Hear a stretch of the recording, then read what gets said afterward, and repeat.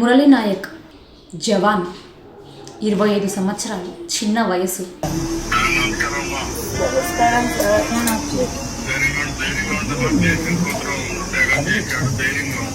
Maharashtra నాసిక్లో training తీసుకొని తల్లిదండ్రులకు దూరంగా ఉంటూ తన ఇష్టాలని వదులుకొని దేశ రక్షణ కోసం పోరాటం చేసిండు.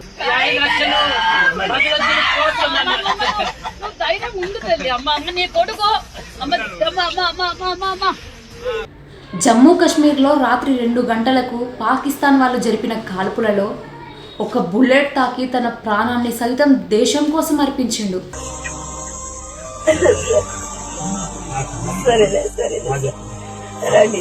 రాత్రి 2 గంటలకి ఫోన్ చేసి, ఇక్కడ నీ కొడుకు లేడు, జమ్మూ కాశ్మీర్ లో నైట్ జరిగిన కాల్పులలో నీ కొడుకు ప్రాణాలని కోల్పోయిండు అని చెప్పినప్పుడు ఆ గుండె ఎట్లా తట్టుకుందో అర్థమైతలేదు. దేశ భద్రత నా బాధ్యతని అన్నావు, సరిహద్దు సేవంటే సాహసమే అన్నావు.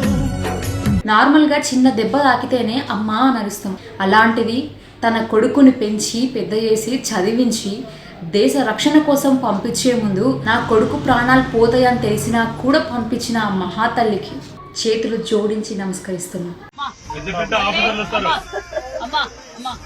ముఖ్యమంత్రి గారు సెపరేట్ గా మన రాష్ట్రం తరఫున అందజేస్తారు, ప్రధానమంత్రి గారు అందజేస్తారు.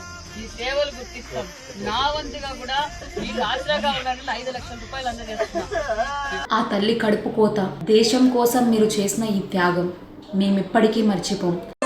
ओ देश मेरे तेरी शान पे सदके कोई ఏమిచ్చినా మీ రుణం తీర్చుకోలేము. ఈ రోజు ఇక్కడ మేము సంతోషంగా మాట్లాడుతున్నాము అంటే మీరిచ్చిన రక్షణ. ఈ రోజు మేము ప్రాణాలతో ఉన్నామంటే అది కూడా మీ రక్షణనే. కడుపు నిండా మేము తింటున్నాం, సుఖంగా ఉంటున్నాం.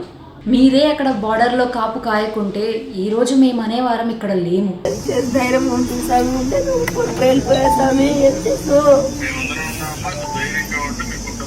తల్లిదండ్రులకి ఒక్కడే కొడుకు.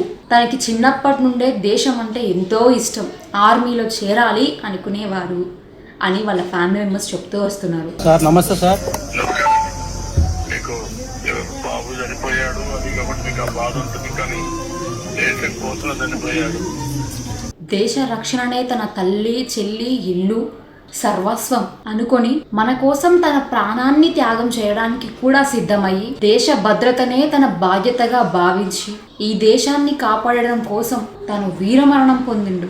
దేశాన్ని కాపాడడం కోసం చేస్తున్న ప్రతి ఒక్క సైనికుడికి పాదాభివందనం.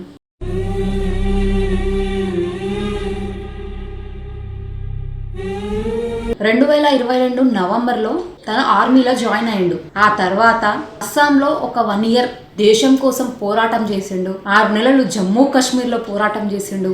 ఆ తర్వాత తల్లిదండ్రులకి ఫోన్ చేసి నేను జమ్మూ కాశ్మీర్ నుంచి పంజాబ్లోకి వెళ్తున్నా అని చెప్పిండు. తీరా చూస్తే తను వర్క్ చేసింది మళ్ళీ జమ్మూ కాశ్మీర్లోనే. ఇదే కదా నీ కథ ముగింపులేనిదై సదా తన ప్రాణాలని కోల్పోయే ముందు తన తల్లిదండ్రులకి దాదాపు 2 నుంచి 3 సార్లు వీడియో కాల్ చేసిండు. అమ్మ తిన్నావా, ఎలా ఉన్నావని చెప్పి మాట్లాడిండు.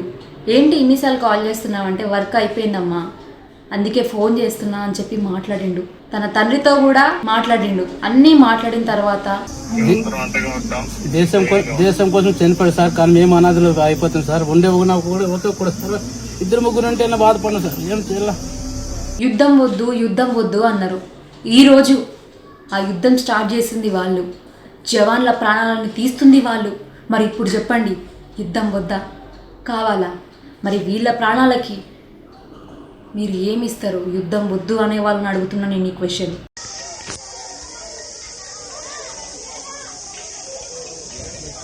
పెళ్లిళ్ళు చేసుకొని భార్య పిల్లల్ని వదిలేసి వెళ్ళిన సైనికులు ఉన్నారు, తల్లిదండ్రులని వదిలేసి వెళ్ళిన సైనికులు ఉన్నారు. ఆ గుండెలో ఎంత బాధ ఉన్నా కూడా దేశం కోసం పంపిస్తున్నామనే గర్వంతోని దేశం కోసం పంపించిన వాళ్ళందరికీ కూడా రుణపడి ఉంటాం.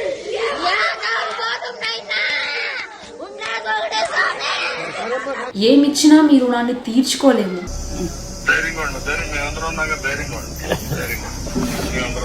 సరే సార్, సరే.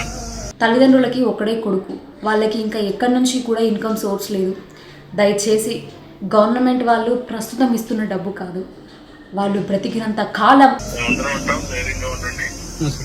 ఒక్కోసారి కొన్ని జరగాల్సిన సంఘటనలు జరుగుతాయి. జరిగినప్పుడు మనందరం ధైర్యంగా ఉండాలి. తన దేశం కోసం పోరాడి తన ప్రాణాలని విడిచేటప్పుడు మాట్లాడిన చివరి మాట ఏమై ఉంటుంది? జై హింద్ అని.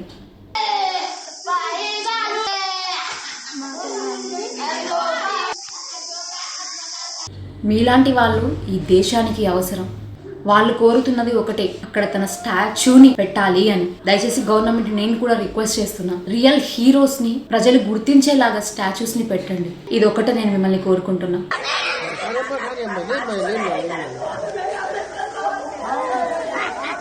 తన ఆత్మకి శాంతి చేకూరాలని మీ అందరూ కోరుకోండి, నేను కోరుకుంటా.